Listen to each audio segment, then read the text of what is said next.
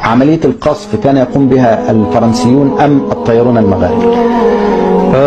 في هذه الفترة 58 59 فعلا شاركنا بالطيارات المغربية، لأن أول فيلق الذي أسس في المغرب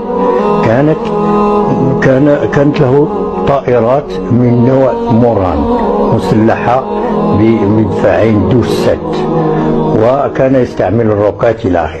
وهكذا استعملت هذه الطائرات في الريف.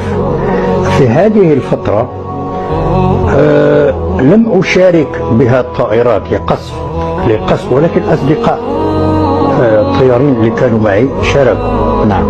والفرنسيين لم يشاركوا، الطيارون لم يشاركوا، يعني لم يشاركوا بشكل مباشر في قصف. ربما التقنيين